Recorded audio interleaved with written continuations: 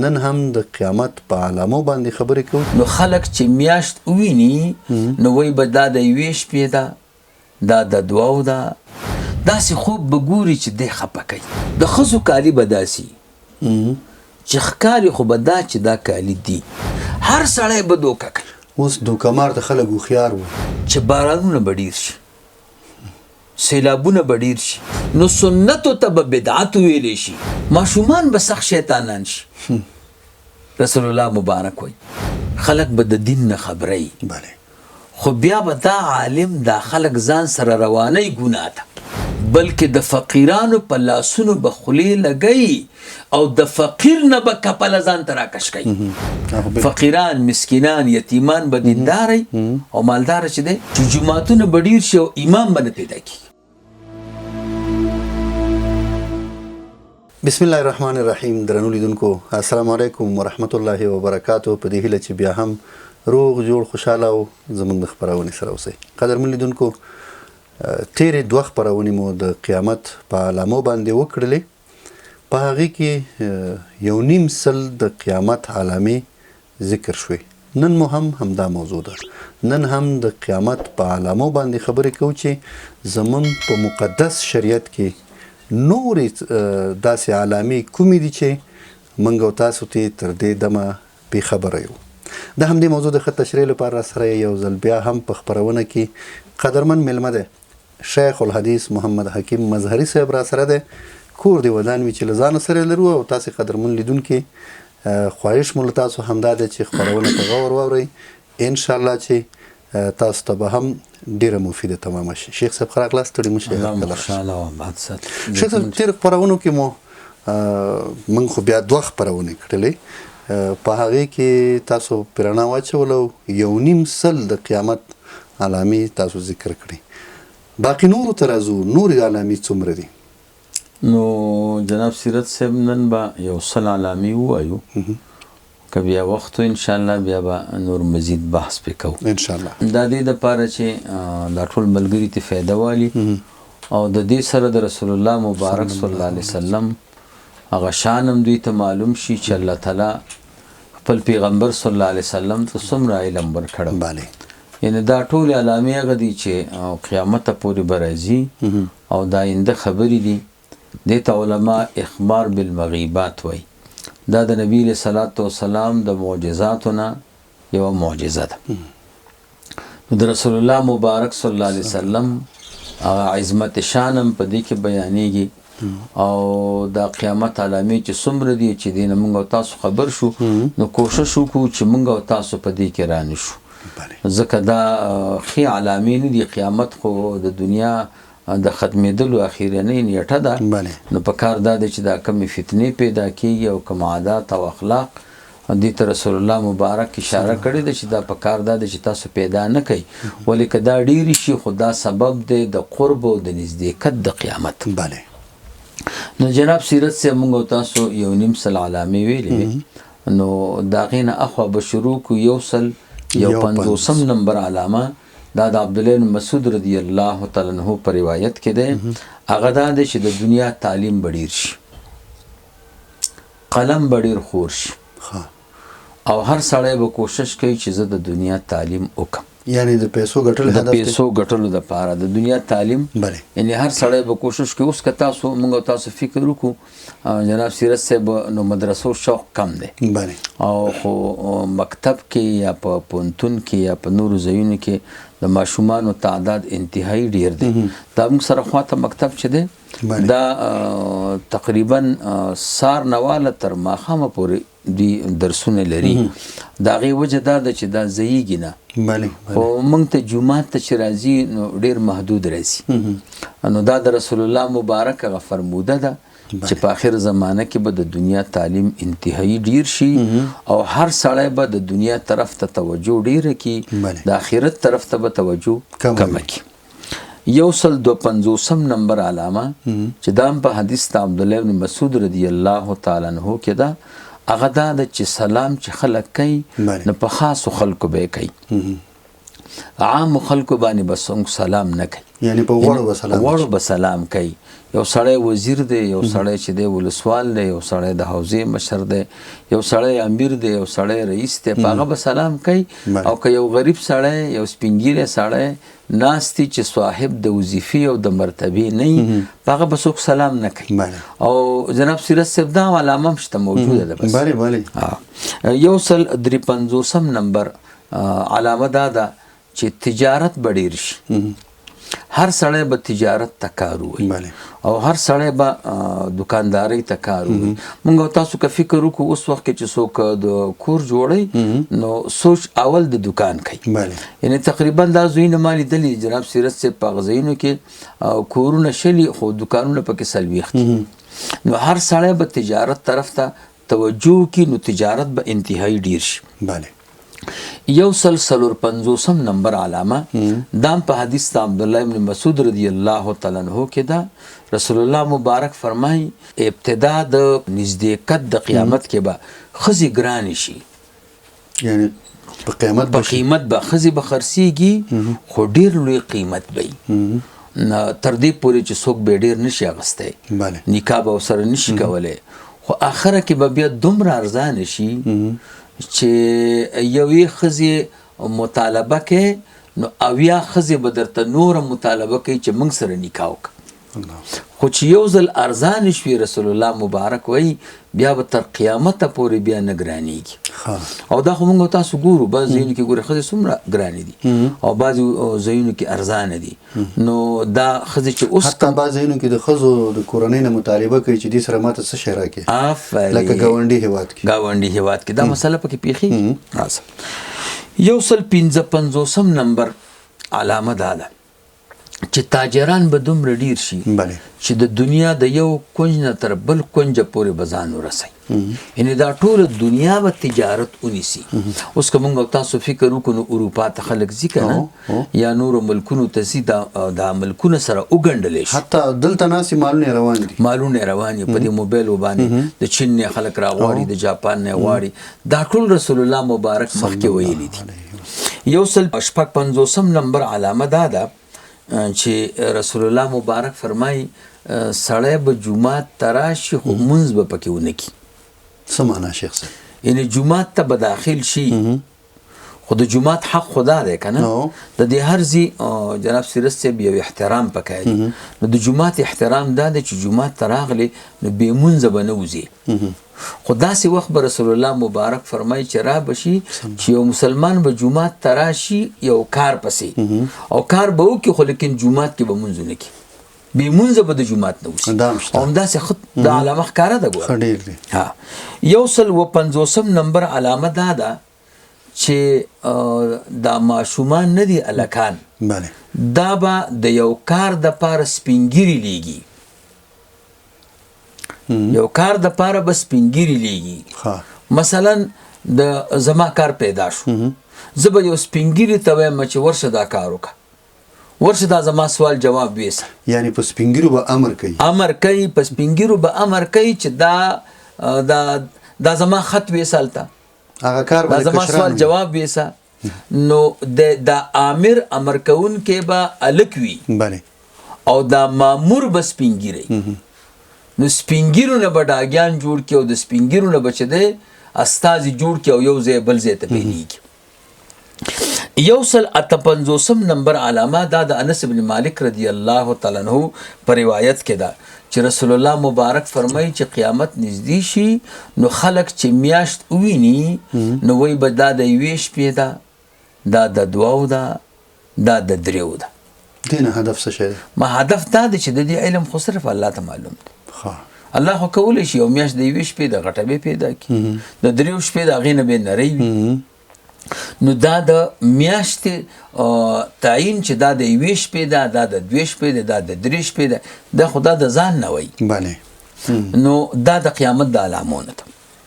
159 نمبر علامه دا په حدیث عبدالله ابن عمر رضی الله تعالی عنہ کې مې ده. هغه دا ده چې عقلونه به کار پرېږدي. عقل چې دی دا به کمزوري شي. عقلمن سړی به ته نه پیدا کړي. بله او جناب سیرت صاحب هم دقسې ده اوس دا عقلونه دومره کمزوري شوي دي د خلکو یقین وکړئ چې پوښتنه ترې وکړه په هېڅ شي نه پوهېږي زه کله کله طالبانو ته خوشطبي کوم ورته طالبانو خر په څه پېژنئ تاسو چې څوک وایي چې دا خر څنګه دی نو دوی وایي خر خړ دی نو ما چې هر شی خړي یا بخري ویلې نه نه نه وایي خر غاک کوي ما که غلی ولاړو او نو بعد خر شته کې دی چې غږ ونه کړي بیا به ته څه نه پېژنې چې دا خر دی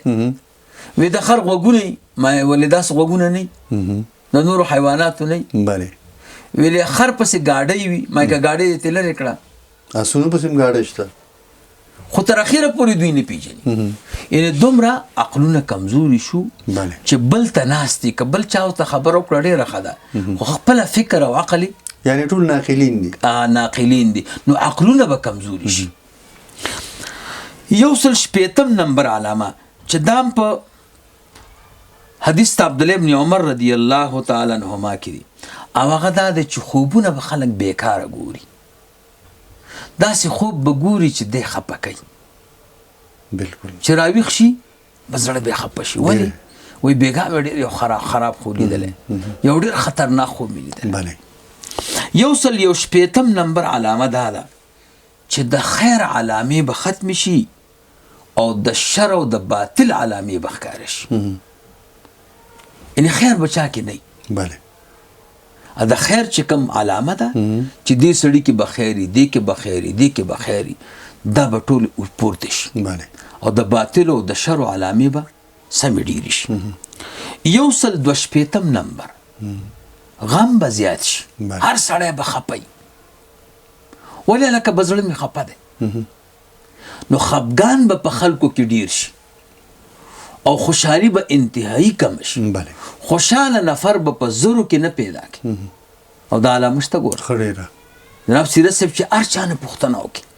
یعنې دومره خفه دی چې درته نشم ویلی دا خفګان کله کله دومره زیات شي ما تا به اورېدلي چې سړي ځان سیند ته خطا کړو ډېره خودکشي کوي که نه ځان ته یې پړی واچوم بلکې داسې به ووایو زه خلکو ته هم وایم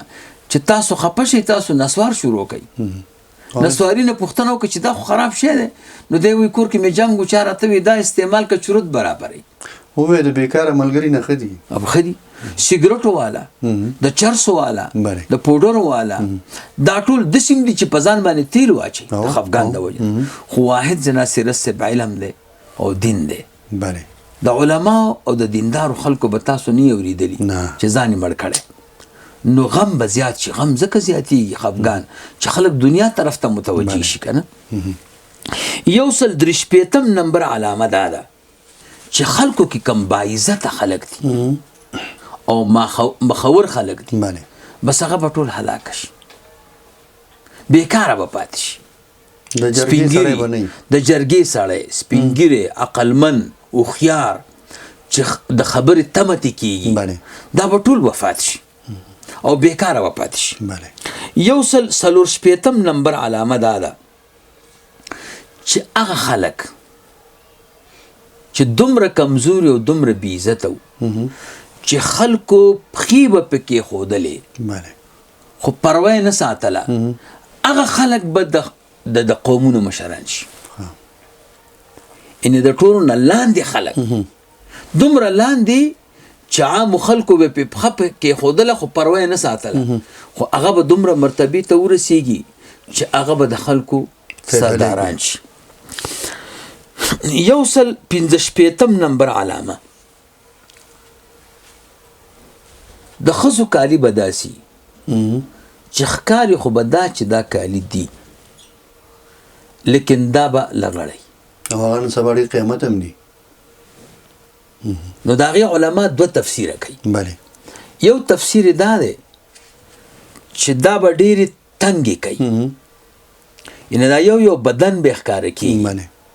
نو که ډبل هم وي خو چې د تنګوالي په وجه باندې د یو اندام د یو اندام حکایت کوي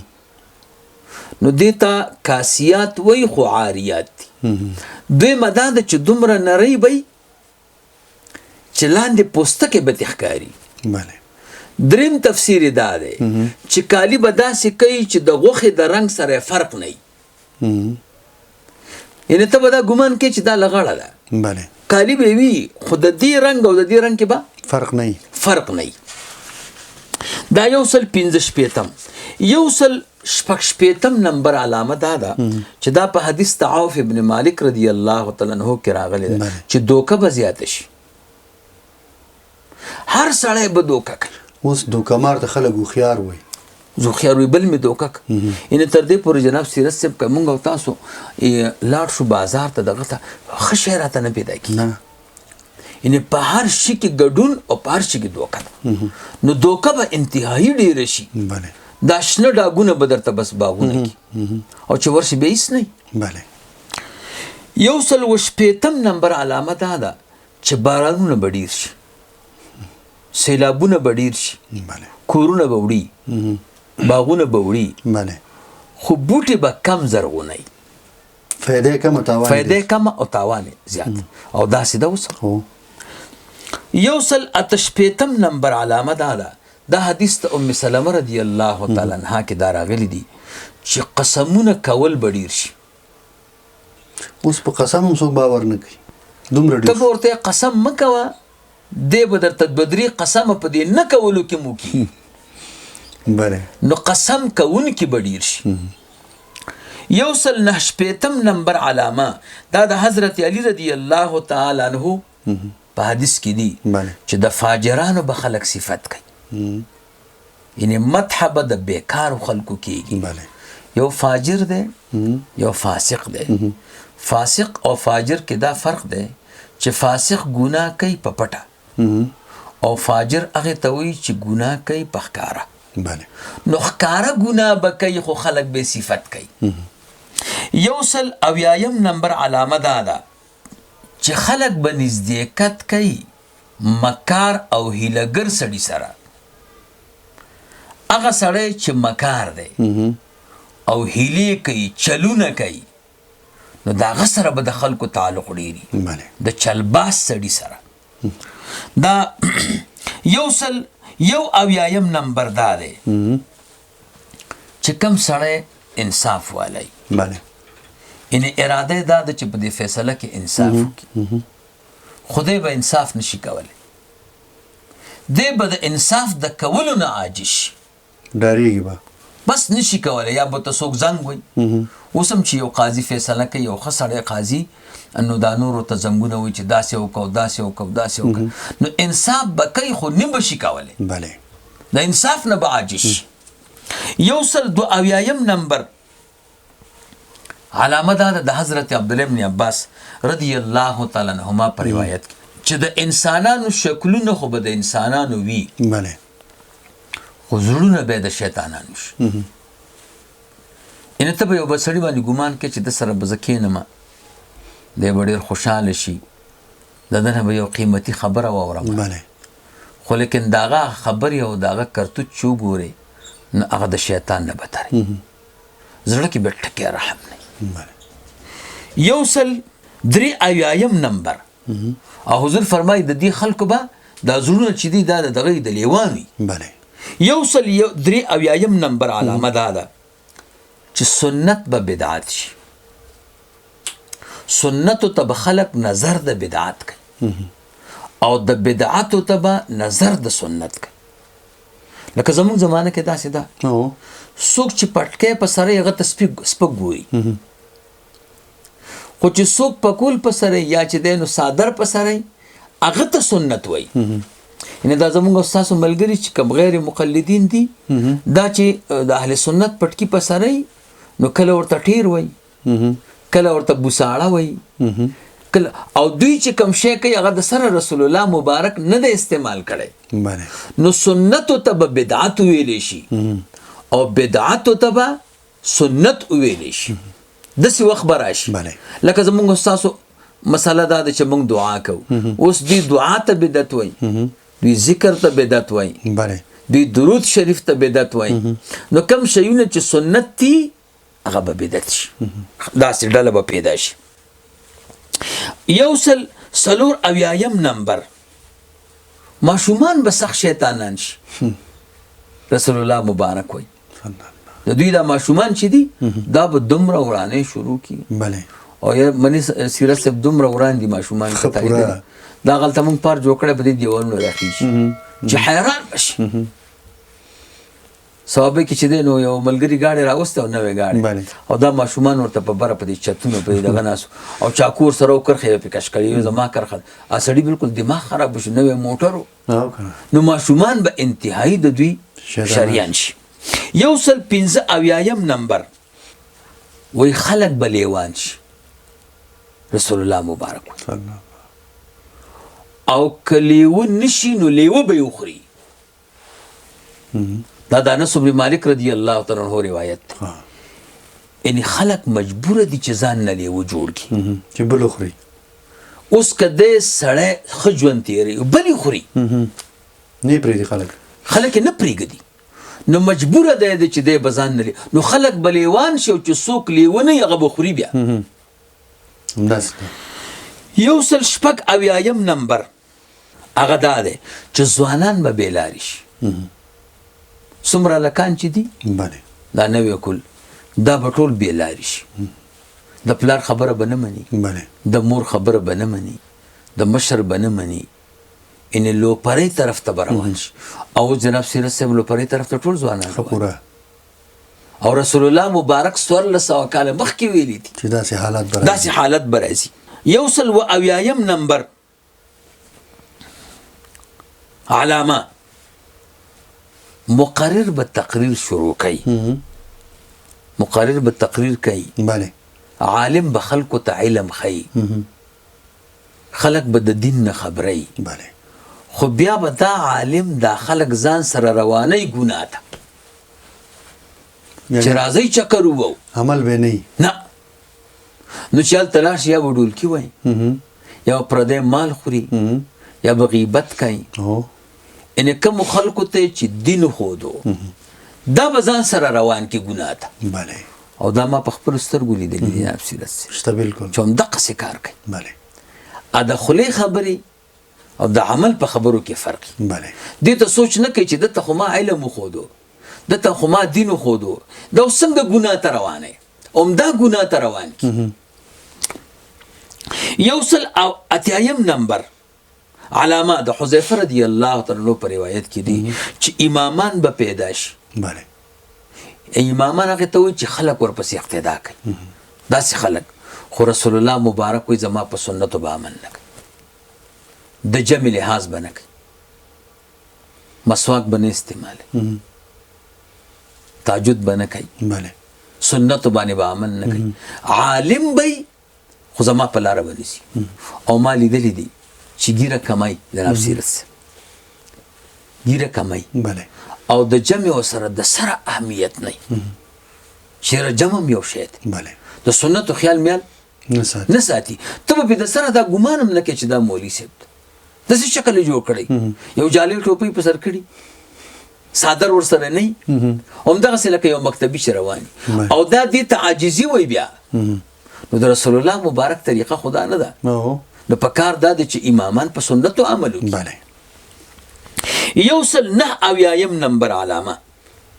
دا حدیث ته ابو هريره رضی الله تعالی عنہ رسول الله مبارک فرمایي چې تاسو به داسې احادیثونه واورئ چې نه تاسو اوریدلی او نه تاسو پلارانو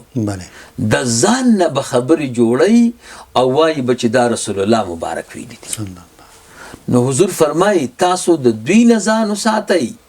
او ځان د دوی نه وساتئ. دوی د ځان نه وساتئ او دوی له ځان نه وساتئ.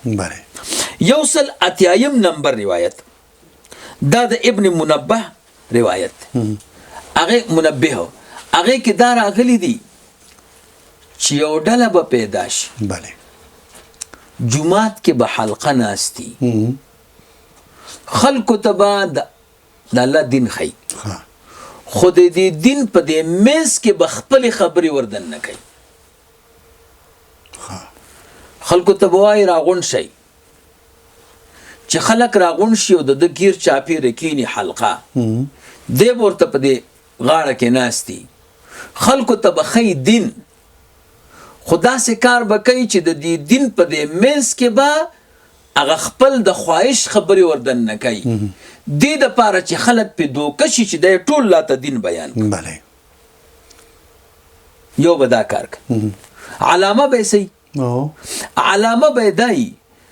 چې خلک به دنیا طرف ته مایله کوي او د بزرګۍ نه به لرې کوي یعنی اولیاء او نیکانو پسې به خبرې کوي چې دا څوک ذکر کوي او څوک درود شریف وایي او څوک الله دا بیکاره خلک دی دا سم خلک نه دی صحیح خلک دغه دی چې دا دنیا یې ګټلې ده او دا کار به جومات کې کوي او حلقه به ناستی نو رسول الله مبارک فرمایي يعلمون الناس خلکو ته به دین ښیي نو فیدخلون خلال ذلك الاحواء المحدثه د دې په دې منځ کې به هغه د ځان نه خواهش نه دی هغه به پکې دننه کوي نو فیحلون لهم الحرام دوی ته به حرام حلالوي او کم شیونو کې چې ثوابونه دي هغې کې به وله شک اچوي او چې دې کې روایت نشته دې کې دومره روایت نشته دا صحیح حدیث نه دی دا خبره ډېره اورېدل کېږي او که نه او دا ډله شته اوس ګوره خلکو ته وایي دې کې ثواب نشته او دا حدیث ضعیف دی او دا دی نو چې کوم شی د ثواب او د فضیلتي هغې کې به خلکو له شکونه اچوي او کوم شي کې چې صبر دی هغې کې به له شکونه چې بې صبرۍ طرف ته به یې راړئ کوم شی چې سنت دی په سنتو کې به ورته شکونه اچوي چې دا خو د الله حکم نه دی پروا نه کوي که دې وکړه که دې ونه کړو او بله دا ده چې څوک د دنیا نه بې رغبتي کوي اولیاء بزرګان نو د خلکو زهد او بزرګي به باطلوي دغه بزرګ غلط سړی دی دا بزرګ غلط سړی دی دا بزرګ غلط سړی دی دغسې خلک او ډله به پیدا شي او اوس خدا پیدا دي خړې همدې کار دی یو اتیایم نمبر علامه دا ده چې خلک به نظرونه مني خو بیا به یې نه پوره کوي نظر به مني خو بیا به یې پوره کوي نه قسمونه به کوي خو کفاره به یې نه ورکوي یاره جناب سیرت صاحب په دې ټوله زندګۍ کې ما صرف 2 نفره لیدلي چې د قسم کفاره یې ورکړې ده زما په دې 500 کالو کې تا به څوک لیدلي که نه چې قسم کفاره یې ورکړي چېرې ما یو قسم کړی او هغه رانه مات شوی دی او زه به د دې کفاره ورکړم بعض زنانه تکړه په موږ سره دا ټلویزیون کې په ارتباط کې شی پوښتنه کوي چې کفارت څه شی ده ورکوم یې که نه زنانه خو چې د دین نه خبرې شي دا سیرت صاحب ښه عمل پرې خو نارینه اوسه پورې پوښتنه نه ده کړې یعنې په دې ټوله زندګۍ کې ما صرف 2 لیدلي تا لا ښځې 2 لیدلي ما بل څوک نه دي لیدلي دا حدیث ته عمران ابن حسین رضی الله تعالی عنہ کې راغلی 182 نمبر علامه دا ده چې خلک به غټواله خوښوي بیا چاغي مطلب چاغي به خوښوي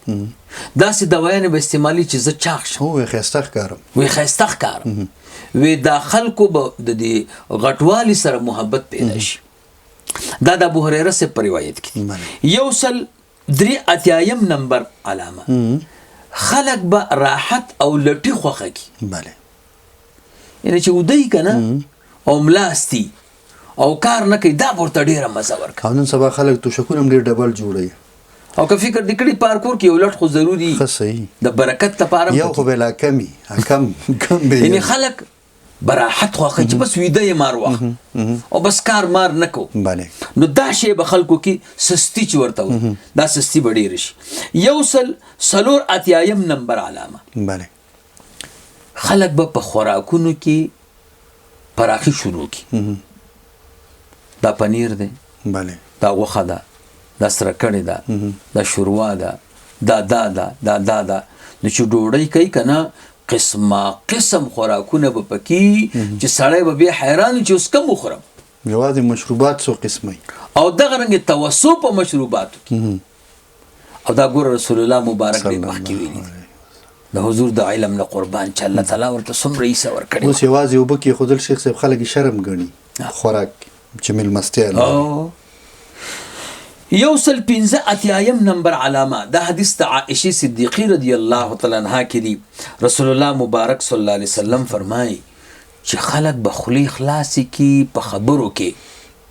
د خبرو په کولو کې به احتیاط نه کوي دا به نه وایي چې زه د الله متعلق لګې ایمان نه به پکې خلاص دا نه وایي زه د رسول الله مبارک متعلق لګیم بله ایمان نه به پکې خلاص شم دا نه وایي زه د قرآن کریم متعلق لګیم خو بس خبرې به کوي که پیږي او که نه پیږي هر شي کې به کار لري بله او مغه وخت دی اوس یعنی هر سړی مفتیم دی ښه صحیح او هر سړی څه دی عالم هم دی موږ نه په خپله جناب سیرت صاحب څوک پوښتنه وکړي ما نه چا پوښتنه کړې د دې مسلې څه جواب دی زه ورته هم داسې امام ورته داسې وي ما ښه ده چې ته زموږ نه مخکې مفتي شته ځوانان شته شي 188 نمبر علامه دا ده د حضرت علی رضی الله تعالی عنہ روایت دی رسول الله مبارک فرمایي داسې خلک به پیدا شي چې ټول همت په خېټه کې یعنی بس ټول کوشش به دا کوي چې خېټه مې مړی او د دوی عزت په سامانونو کې چې ښه سامانونه د سره کور کې د دې ته عزت وایي او قبله به د دوی ښځې ټوله توجه ښځو ته او د دوی محبت به د دینار او د دراهمو سره او حضور فرمایي دا په ټولو کې بدترین خلق دی او الله تعالی د دوی د پاره ایسه نه مقرر کړي په جنت کې چې دا کارونه کوي 188 نمبر دا په حدیث حضرت علی رضی الله تعالی عنہ کې دی رسول الله مبارک فرمایي چې غنیان به بخیلان شي بلکې د فقیرانو په لاسونو به خولې لګي او د فقیر نه به کپله ځان ته راکش کوي چې دی فقیر سره ولې په دې لاس کې ډوډۍ ده اوس خو سم بخیلان شوي دومره بخیلان چې جناب سیرت صاحب حیران بشي بله 188 نمبر علامه دا په حدیث ته ابو امامه رضی الله تعالی عنہ کې رسول الله مبارک فرمایي چې فقيه او عالم صحیح بله دی به پکې سخت سلی دی د غټ مشکل سره به مخامخ بله ان کدا چاته سم مسله وکي نو هر سړی به د غوسه کیږي حق بنشي ویله او ملګری به د نه چې د ملګرتیا وکي هر سړی ورته غلط کار دی او ولې دې مسله وکړه دا وخت نه دی وخت او هغه وخت سم دی چې صحیح حق وې کنه بس کار خراب بله 189 نمبر علامه دین به صرف غریبانانو ته پاتې شي فقیران مسکینان یتیمان به دیندار او مالدار چې دی همدغه خلک سبق هم وي همدا سبق وي ما ته یو سړی وی طالبانو باندې زکات کیږي ما چې دا مالدار وي د سبق وي خدای په امریکا کې او په جرمني کې چې جمعه تراغه او سبق وي خو فقیر دی کنه بله نو دین به غریبانانو ته پاتې شي 190 نمبر علامه ګناګاران عاصیان به د مطیعانو نه ډیر شي بد خلک ګناګار بیکاره دا به ډیر شي او چې څوک د الله تعالی تابعداري دا به انتهایی کم شي دا په حدیث عبد الله ابن عمرو ابن عاص رضی الله تعالی عنهما کې 190 نمبر اولیاء بزرگان به ورک شي او بدن خلق بخکار شي ولی پسې بګرځي نه به پیدا کی بله چې خدای اوس ولی او بزرگ بچرته ډیر خلک اوسم شیخ صاحب ګرځي چې دعا ته وواړي نش پیدا کوي نشته اولیاء بنئ بله 192 نمبر علامه دا په حدیث عبد الله بن مسعود رضی الله تعالی عنہ کې دی رسول الله مبارک فرمایي چې یو قوم به پیدا شي چې په جمعاتونو کې به خبرې کوي